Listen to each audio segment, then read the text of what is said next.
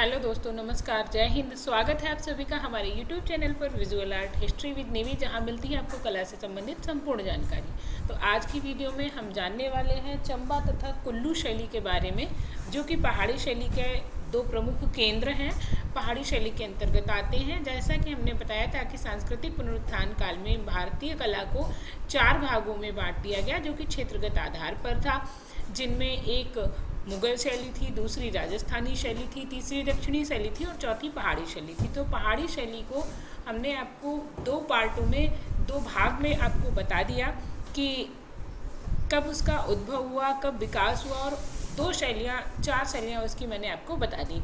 इसकी जो प्रमुख केंद्र हैं, जो प्रमुख शैलियाँ, उनके विषय में मैं आपको बता रही हूँ। तो आज मैं आपको बताने वाली हूँ चंबा तथा कुल्लू शैली के बारे में। तो बने रहिएगा हमारे साथ आज की क्लास में, आज की वीडियो में। मैं स्वागत करती हूँ आप सभी का, और अगर वीडियो अच्छी लगे तो लाइक कर दीजिएगा, अगर नए हैं तो कर लीजिएगा सब्सक्राइब, क्योंकि यहाँ आपको मिलती है डेली चैप्टर वाइज क्लासेस। चलिए शुरू करते हैं आज की क्लास को। तो हम बात करेंगे चंबा शैली की। चंबा शैली जिसे कला की घाटी भी कहा जाता है। चंबा शैली को क्या कहा जाता है? कला की घाटी कहा जाता है, या रुमालों की घाटी भी कहा जाता है। क्यों कहा जाता है? क्योंकि यहाँ पर चौपड़ या चौकोर कपड़े पर चित्रण हुआ है। क्या हुआ है चित्रण में? तो चौकोर कपड़ा या चौपड़ पर चित्र बनाए गए हैं। कहाँ पर? चंबा शैली में। ठीक है, तो ये भी आपको ध्यान रखना है। रुमालों पर चित्रण कहाँ हुआ है? चंबा शैली में हुआ है। वैसे तो चंबल जो है डाकुओं के लिए जाना जाता है, और चंबा हमारा रुमालों के लिए जाना जाता है, तो याद रखना। इसका निर्माण किन 2 शैलियों के मिश्रण से हुआ, तो ये भी आप देख लो। बसोहली शैली, गुलेर शैली और सिख शैली, इन तीनों के मिश्रण से, तीनों को मिलाकर जिस नवीन शैली का जन्म होता है वो चंबा शैली। मतलब इस पर बसोहली शैली का भी प्रभाव था, इस पर गुलेर शैली का भी प्रभाव था, और पहाड़ी शैली की अंतिम परिणति जो कि सिख शैली है, इसका भी प्रभाव चंबा शैली पर था। तो मतलब इन तीनों के मिश्रण से किसका जन्म हुआ? तो आपकी चंबा शैली का जन्म होता है। रुमालों पर चित्रण के लिए यहाँ जानी जाती थी। अब हम चंबा से संबंधित राजाओं को जान लेते। देखिए, चंबा में भी बहुत से शासकों ने काम किया, बहुत से शासकों ने शासन किया, लेकिन हमें यहाँ पर उनको जानना है जो आपसे पूछे जाते हैं, जो पेपर में पूछे जाते हैं, तो उनको हम जानेंगे आज की वीडियो में। अब सबसे पहले एक चीज़ जानेंगे कि चंबा की स्थापना, चंबा नाम कैसे पड़ा? तो इसका चंबियान नामक राजा जो थे, चंबियान नामक वंश था, चंबियाल वंश, उस वंश के शासकों ने यहाँ पर शासन किया, इसलिए कहते हैं इसका नाम चंबा पड़ गया। कई स्थानों पर अलग अलग किंवदंतियाँ हैं। कोई कहता है राजकुमारी के नाम पर पड़ा, कोई कहता है कि चंबियान वंश के या चंपियाल वंश के शासकों ने यहाँ पर शासन किया, तो इसलिए इसका नाम पड़ा। वैसे इसका नाम राजा साहिल वर्मन की पुत्री चंपावती के नाम पर चंप्यापुरी रखा गया था, और कालांतर में इसका नाम क्या हो गया? चंबा हो गया। ठीक है, तो ये आपको याद रखना है। अब चंबा से जो सबसे महत्वपूर्ण राजा हैं उनके विषय में देखेंगे। तो चंबा शैली का प्रारंभ जो होता है राजा उदय सिंह के समय में होता है, 1690 से 1720 ईस्वी के मध्य। चंबा शैली का प्रारंभ कब हुआ? राजा उदय सिंह के समय में, जिनका समय क्या था? 1690 से 1720 ईस्वी के मध्य उन्होंने शासन किया था। ठीक है, फिर चंबा शैली को नया रूप किसने प्रदान किया? क्वेश्चन आता है, नवरूप या नवयौवन या नया रूप किसने प्रदान किया? तो राजा उम्मेद सिंह ने प्रदान किया, 1748 से 1764 ईस्वी तक जिन्होंने शासन किया था। किसने? राजा उम्मेद सिंह ने।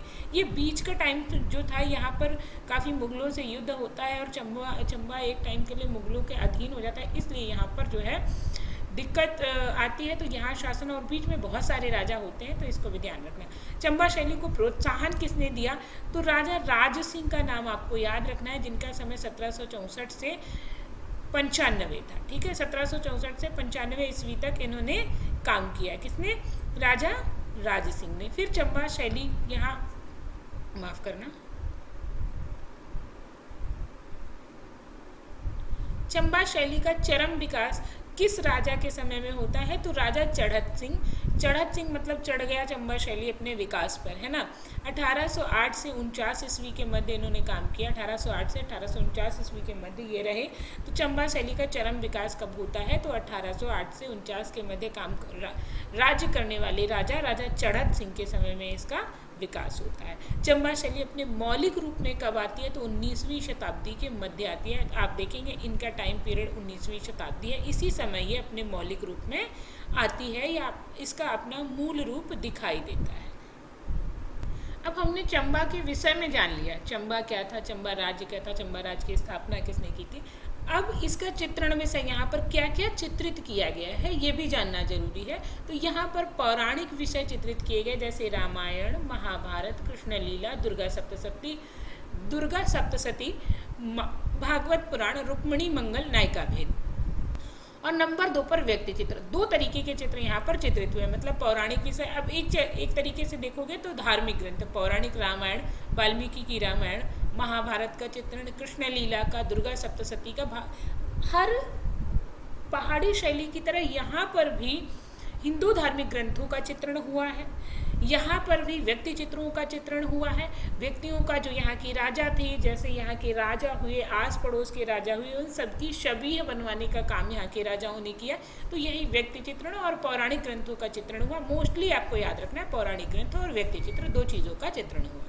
अब हम देखते हैं कि चंबा में कौन कौन से प्रमुख चित्रकार कार्य कर रहे थे। तो यहाँ आपको इनके नाम याद रखने हैं, लहरू, निक्का जो था ये नयन सुख का पुत्र था, ये भी याद रखना आपको इम्पोर्टेंट है। निक्का जो था किसका पुत्र था, नयन सुख का पुत्र था, और ये चंबा शैली का प्रमुख चित्रकार था। ठीक है, क्योंकि ये इतना निक्का ही था ना, निक्के काम करता होगा ये, इसीलिए इसके पिताजी ने नाम रख दिया निक्का।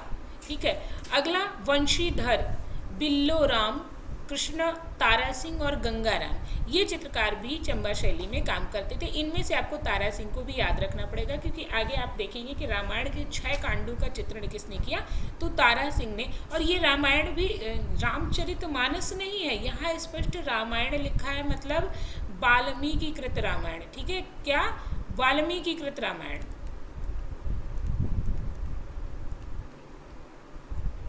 ठीक है, वाल्मीकि की जो रामायण है इसका जो है अंकन किसने किया, तो आपके तारा ने किया, रामायण के 6 कांडों का। ठीक है, शुरुआत से अयोध्या, बाल, अरण्य, किष्किंधा, ऐसे करके सुंदरकांड, ऐसे 6 कांडों का इन्होंने अंकन किया है, रामायण के 6 कांडों का। कांड जब आप देखेंगे तो रामायण को 7 भागों में बांटा गया, कांडों में बांटा गया। तो वही जैसे राम के जन्म से लेके और उनके वन जाने तक का जो कांड है वो आपका बालकांड आता है। ठीक है, तो ऐसे याद रखना आपको है। चलिए आगे बढ़ते हैं। अगला जो है प्रमुख चित्रों के विषय में हम बात करते हैं। प्रमुख चित्र क्या है, तो कल्की व परशुराम, ये चंबा शैली का पहला चित्र है। चंबा शैली का प्रथम चित्र कौन है, प्रथम चित्र कौन सा प्राप्त होता है, तो याद रखना कल्की व परशुराम। कल्की जो है आपको यहाँ पर याद रखना है, कल्की परशुराम की पुत्री थी। ठीक है, कल्की किसकी पुत्री थी, परशुराम की पुत्री थी, ये याद रखना, कल्की व परशुराम। अनिरुद्ध व उषा, ये भी चित्र है। अनिरुद्ध व उषा भगवान कृष्ण के वंश से संबंध रखते हैं, तो इन्हें भी याद रखना है आपको। कृष्ण सुदामा, कृष्ण और सुदामा चित्र भी कहाँ का है, आपकी चंबा शैली का है, याद रखना। कृष्ण रुक्मणी, कौन, कृष्ण और रुक्मणी, यह चित्र भी किसका है, चंबा शैली का है, याद रखना। खेलते हुए कृष्ण, ये चित्र भी चंबा शैली का है। ऋतु विषयक 6 चित्रों का सेट कहाँ प्राप्त हुआ है, तो चंबा शैली में प्राप्त हुआ है। राजा अपनी रानी के साथ, ये भी चित्र चंबा शैली में प्राप्त हुआ है। तो ये सारे चित्र आपको यहाँ पर ध्यान रखने हैं। चंबा में कुछ भित्ति चित्र भी बने हैं, कुछ महल बनाए गए जिनमें भित्ति चित्रण हुआ है। तो चंबा के भित्ति चित्रों की बात करें तो यहाँ प्राचीनतम उदाहरण इस रंग महल में मिलते हैं। 134 चित्र मिले हैं रंग महल से। अगर क्वेश्चन आ जाए कि कितने चित्र मिले हैं, तो याद रखना 134 चित्र रंग महल से मिलते हैं, जिन्हें 1962 ईस्वी में नेशनल म्यूजियम दिल्ली में संग्रहित कर दिया गया। अब आप लोग ये सोच रहे होंगे कि भित्ति चित्रों को कैसे, तो पूरी परत की परत निकाल कर इन्हें नेशनल म्यूजियम नई दिल्ली में संग्रहित कर दिया गया। चंबा के 134 चित्रों को जो कहाँ मिले थे, रंग महल में मिले थे। वही रंग महल जिसका निर्माण किसने करवाया था, 1755 ईस्वी में इसका निर्माण उम्मेद सिंह ने करवाया था। ठीक है, तो याद रखना इस रंग महल का निर्माण करवाया था। आगे चित्र किसी और राजा के समय में बने हैं, तो ये भी आपको मैं बताऊंगी। तो रंग महल का निर्माण इन्होंने करवाया था। आगे बढ़ते हैं। चंबा के चित्रों को प्रकाश में कौन लाया, क्वेश्चन यहाँ पर भी बन जाता है, बहुत इंपॉर्टेंट है, ध्यान रखना। एनसी मेहता जो थे इन्होंने चंबा के जो रंग महल के चित्र थे इनको बताया कि ये कांगड़ा शैली से अलग हैं, अन्य शैलियों से अलग हैं और ये चंबा की अपनी स्पेशलिटी प्रदर्शित करते हैं। तो एनसी मेहता को इसका श्रेय दिया जाता है कि इसके भित्ति चित्रों को प्रकाश में कौन लाया, तो एनसी मेहता लाए, इम्पॉर्टेंट है, याद रखना है। अगला जो पॉइंट है वो चंबा के कुछ स्मरणीय तथ्य हैं, वो भी याद रखना। चंबा के सबसे ज़्यादा चित्र कहाँ संग्रहित हैं? भूरी सिंह संग्रहालय, जो कि चंबा में ही है, क्वेश्चन आ चुका है, तो याद रखना, इम्पोर्टेंट है, ठीक है। चंबा के रंग महल का निर्माण तो उम्मेद सिंह ने करवाया था, ये मैंने आरंभ में ही बताया। और इसके चित्रों के अधिकांश भित्ति चित्रों का निर्माण किसने करवाया? तो राजा राज सिंह जो हुए, इनके समय में चंबा के बहुत सारे भित्ति चित्रों का निर्माण हुआ, ये भी आपको ध्यान रखना है। एक और चीज़ याद रखना है, चंबा की रेखाएं लाल व काले रंग से बनाई गई हैं, इंपॉर्टेंट है, ध्यान रखना। हाशियों में फूल, पत्ती तथा लताओं का अंकन किया गया है, कहाँ? चंबा शैली में। अगर यहाँ की मानवाकृतियों की बात करेंगे तो यहाँ की मानवाकृतियाँ हैं वो काफ़ी हष्ट पुष्ट बनाई गई हैं और मोस्टली खड़ी अवस्था में या खड़ी स्थिति में बनाई गई हैं, ठीक है, ये भी याद रखना। और उन मानवाकृतियों की भावाभिव्यक्ति को दिखाने के लिए, मतलब उनके इमोशंस को दिखाने के लिए, उनकी हस्त मुद्राओं को, अंग भंगिमाओं को काफ़ी नाटकीय रूप से प्रस्तुत किया गया है। मान लो खेलते हुए अगर भगवान को उन्होंने बनाया तो उनके हाथ पैरों को काफ़ी जो है नाटकीय ढंग से काफ़ी मोड़ तोड़कर उनको प्रदर्शित किया गया है, ठीक है, तो ये भी आपको याद रखना है। और आंखें यहाँ की बड़ी बड़ी बनाई गई हैं, कानों को छूती हुई आंखें जो है चंबा शैली की विशेषता है, ये भी आपको ध्यान रखना है। पुरुष और नारियाँ दोनों, स्त्री और पुरुष दोनों को काफ़ी लंबा बनाया गया है या इनकी लंबाई काफ़ी ज़्यादा बनाई गई है, ये भी आपको ध्यान रखना है चंबा शैली में, ठीक है। और यहाँ चित्रकार जो है उसने मानव आकृतियों को गठित करने का काफ़ी अच्छा प्रयास किया है, तो ये भी आपको ध्यान रखना है। यहाँ जो बहुत इम्पोर्टेंट थे वो मैंने लिख दिए थे और बाकी आपको मैंने बता दिया है, ठीक है। अगर गहनों की बात करें तो सोने चांदी के आभूषणों को इन्होंने पहनाया है, अलंकृत पारदर्शी आंचल पहनाया है, मतलब पारदर्शी कपड़े पहनाए हैं। जो दुपट्टा होता था वो कैसा होता था? पारदर्शी होता था, ठीक है, कैसा होता था? पारदर्शी होता था, ये आपको याद रखना है, ठीक है, ये चीज़ आपको ध्यान रखनी है। अगली जो शैली आती है हमारी वो कुल्लू शैली है। कुल्लू जो कि पहाड़ी लोक कला है ना, पहाड़ी लोक कला के नाम से जानी जाती है कुल्लू शैली। ये अपने एक मूल रूप में चलती है और बाद में इसमें अन्य शैलियों का मिश्रण होकर कुल्लू शैली का जन्म होता है। तो कुल्लू शैली मूलतः पहाड़ी लोक कला थी, ठीक है, तो इसको हम जानते हैं कि पहाड़ी लोक कला के रूप में ये जानी जाती है। अच्छा, कुल्लू शैली का प्रारंभ किसके समय में होता है? तो राजा जगत सिंह के समय में एक राजा थे जगत सिंह, जिनके समय में कुल्लू शैली का प्रारंभ होता है। कुल्लू शैली को स्थायित्व कौन सी शैली प्रदान करती है? तो ये भी ध्यान रखना इम्पोर्टेंट है। राजा प्रीतम कौन प्रदान करता है? शैली नहीं, कौन प्रदान करता है? तो राजा प्रीतम सिंह, जिनका समय 1767 से 1806 ईस्वी था, इन्होंने कुल्लू शैली को स्थायित्व प्रदान किया। मतलब इनके समय में कुल्लू शैली अपने एक सही रूप में आ जाती है और चलने लगती है। शुरुआत तो हो गई थी, लेकिन अगर किसी चीज़ को स्टेबिलिटी ना मिले, स्थायित्व ना मिले, तो वो तुरंत पतन के लिए और भी चली जा सकती है। तो इनके समय में एक स्थायित्व मिलता है कि हाँ अब शुरू हो गई, ढंग से ठीक से चलने लगी। और चरम विकास किसके समय में हुआ?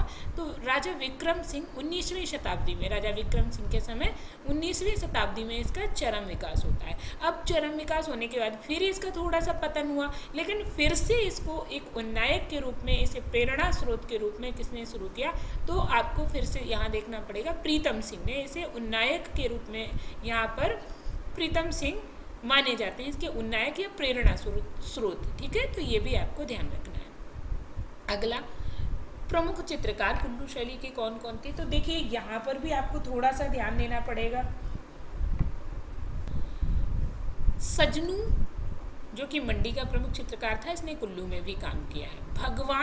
भगवान जी भाई कुल्लू के प्रमुख हैं, ठीक है। अच्छा, एक चीज़ और यहाँ पर मैं बता दूँ आपको कि कुल्लू शैली का जो है, इसको सबसे पहले इसका उल्लेख किसने किया था? तो याद रखना, जेसी फ्रेंच ने अपनी पुस्तक हिमालयन आर्ट नामक पुस्तक जो थी, इसमें सन 1931 ईस्वी में अपनी यही हिमालयन आर्ट पुस्तक में इसका उल्लेख किया था कुल्लू शैली का। याद रखना 1931 ईस्वी किसने? J.C.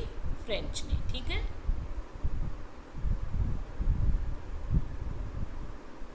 ठीक है, J.C. फ्रेंच। एक मिनट, इन्हें सही से लिख दूं ताकि आप समझ सकें।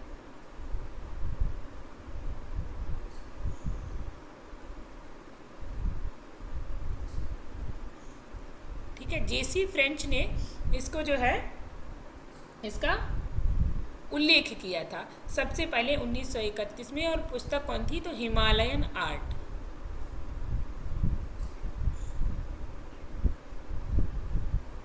इनकी हिमालयन आर्ट पुस्तक याद रखना, जिसमें इन्होंने सबसे पहले इसका उल्लेख किया था। ऐसे ही एक और हुए जगदीश मित्तल, इन्होंने भी इसका उल्लेख किया। और ये कार्ल खंडालवाला ने भी बहुत ही शोधपूर्ण लेख इसके विषय में लिखे, तब जाके ये कुल्लू शैली अन्य शैलियों से अलग हो पाई और इसकी स्पेशलिटी को लोगों ने पहचाना। तो कुल्लू शैली के विषय में आपको इतना याद रखना है। चलिए आगे बढ़ते हैं। अगला पॉइंट है चित्रित ग्रंथ। कुल्लू शैली के कौन कौन से ग्रंथों का चित्रण हुआ है, कुल्लू में कौन कौन से ग्रंथों का चित्रण हुआ और किसने चित्रण किया, तो ये भी याद रखना।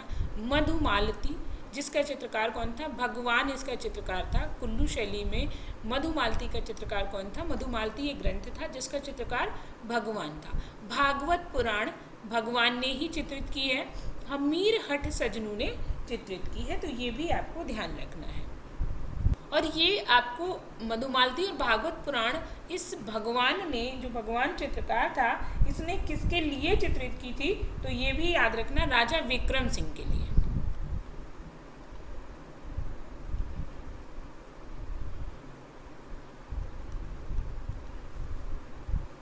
राजा विक्रम सिंह के लिए इसने, जो ये चित्रकार थे भगवान, इन्होंने चित्रित किया किसको? मधुमालती और भागवत पुराण को। तो ये आपको यहाँ पर इतनी चीज़ें इससे संबंधित याद रखनी है, क्योंकि कई बार ऐसे पूछ सकता है किसके लिए चित्रित किया था, है ना। और हमीर हट भी चित्रित किया किसने? सजनू ने। सजनू ने इसे भेंट भी किया था। सजनू ने हमीर हट को राजा ईश्वरी सेन को भेंट किया था। और कब किया था? 1810 ईस्वी में। ये भी याद रखना। अब हम यहाँ के चित्र देखते हैं। इम्पॉर्टेंट चित्र है। प्रमुख चित्रों की बात करें तो कृष्ण राधा कुंज में इसका आरंभिक चित्र है। और एक चित्र है स्त्रियां व कबूतर, अलग चित्र है ये, स्त्रियां व कबूतर पतंग उड़ाते हुए। स्त्री व सारस, कुल्लू तथा मंडी दोनों जगह पर ये चित्र प्राप्त होता है। कुल्लू में भी प्राप्त होता है, मंडी में भी ये चित्र प्राप्त होता है, तो याद रखना। कृष्ण और गोपियाँ, ये सारे चित्र कहाँ के हैं, तो आपको याद रखना है कुल्लू शैली के। कृष्ण राधा कुंज में स्त्रियां व सारस, स्त्रियां व कबूतर पतंग उड़ाते हुए, स्त्री व सारस कुल्लू मंडी दोनों में है। कृष्ण और गोपियाँ, ये सारे चित्र आपके कुल्लू शैली के हैं, तो यहाँ पर ये चीज़ भी आपको ध्यान रखनी है। अब हम कुल्लू शैली के कुछ स्मरणीय तथ्य देख लेते हैं जो कि बहुत इंपॉर्टेंट हैं। कुल्लू शैली का सर्वप्रथम प्रकाश में लाने का श्रेय मैंने आपको बता दिया, J.C. फ्रेंच हैं। कौन है? J.C. फ्रेंच हैं। कुल्लू शैली का प्रारंभ कब होता है, तो 1750 ईस्वी में हुआ। कुल्लू के प्राचीन नमूने के रूप में राजा टेढ़ी सिंह की छवि मिली है। सबसे प्राचीन नमूना क्या है? राजा टेढ़ी सिंह की छवि है, जो कि कुल्लू शैली का ही चित्र है। एक वन लाइनर के रूप में मैं यहाँ पर आपको दे देती हूँ, और ये विश्वास रखिए कि इससे बाहर क्वेश्चन आते नहीं हैं। आपको पूरी कहानी, एक एक राजा की कहानी सुनाऊं, तो उसके लिए भी आपको बहुत ज़्यादा डिटेल में अगर वीडियो चाहिए तो आप लोग बता दीजिएगा। बाकी यहाँ पर वो मोस्ट इम्पॉर्टेंट पॉइंट होते हैं जो आपके लिए बहुत ज़रूरी हैं। कुल्लू शैली का पहला चित्र जो है किसने बनाया था, तो यहाँ पर याद रखो सजनू। कौन था? सजनू ने कुल्लू शैली का पहला चित्र बनाया था, ये भी आपको याद रखना है। अनेक पहाड़ी चित्रकार जो है प्रीतम सिंह के समय में कुल्लू पहुंचे थे। बहुत सारे चित्रकार, आपको पता होगा कि जब औरंगजेब चित्रकारों को अपने राज्य से निकाल देता है तो वो सब भागते हैं पंजाब और कश्मीर की पहाड़ियों में और यहाँ के राजाओं के पास शरण लेते हैं। तो कुल्लू जो है, कुल्लू में किसके समय में आए? राजा प्रीतम सिंह के समय में बहुत सारे पहाड़ी चित्रकार, उधर से भी मुगल शैली के भी वाले और पहाड़ी चित्रकार भी जो थे दूसरे राज्यों से कहाँ पहुँचे, तो आपके प्रीतम सिंह के समय में कुल्लू आ पहुँचे। कुल्लू शैली के चित्र जो है पंजाब संग्रहालय में संग्रहित है। अभी मैंने आपको बताया कि चंबा के चित्र भी कहीं संग्रहित हैं, तो आपको ये भी बताना है कि चंबा शैली के चित्र कहाँ संग्रहित है। अगला, कुल्लू में पेड़ पौधों का रेखांकन जो है लोक कला के जैसा ही हुआ है। जैसे लोक कला में पेड़ पौधों का रेखांकन होता है, ऐसे ही कुल्लू शैली में लोक कला की तरह में पेड़ पौधों का रेखांकन हुआ। अब लोक कला में आप पेड़ देखेंगे तो बड़े यथार्थ नहीं बनते, कुछ ऐसे गोल मटोल से पेड़ बनाए जाते हैं, वैसे ही यहाँ अंकन हुआ है। चित्रों में हाशिए जो हैं वो लाल हैं, पीले और मटमैले रंगों की पट्टियों से बनाए गए हैं। लाल, पीले, मटमैले रंग की पट्टियों से निर्माण किसका किया गया है? तो जो हाशिए हैं इनका निर्माण लाल, पीले तथा मटमैले रंगों से किया गया है। अगला पॉइंट हमारा आता है कि वास्तु का अंकन हुआ है कि नहीं। तो वास्तु होता है भवनों का अंकन। वास्तु माने भवन, वस्तुएं नहीं। वास्तु का मतलब भवनों का अंकन कुल्लू शैली में नहीं हुआ है। याद रखना, मोस्ट इम्पॉर्टेंट थिंग्स, बहुत सबसे ज़रूरी बात है कि भाई हर जगह कहीं भवन में गुंबद बनाया गया, कहीं भवन में जालीदार बनाए गए, यहाँ भवन ही नहीं बनाए गए। चित्रकार बड़े होशियार थे यहाँ के। और कुल्लू में चित्रों में जो चित्र थे उनमें मजनू के वृक्षों का अंकन किया गया है। मजनू का पेड़ होता है जिसकी ऊपर की पत्तियां हरी और नीचे की पत्तियां लाल होती हैं, तो मजनू के वृक्षों का अंकन कुल्लू शैली में किया गया है। कुल्लू के चित्रों का प्राण जो है वो क्या है? यहाँ की लोक कला है। क्वेश्चन वन लाइनर में पूछ लेगा कुल्लू शैली के चित्रों का प्राण क्या है, तो यहाँ की लोक कला है। अगला पॉइंट है 1810 ईस्वी में हमीर हट चित्रावली जो है किसने? सजनू ने मंडी के राजा ईश्वरी सेन को भेंट की थी।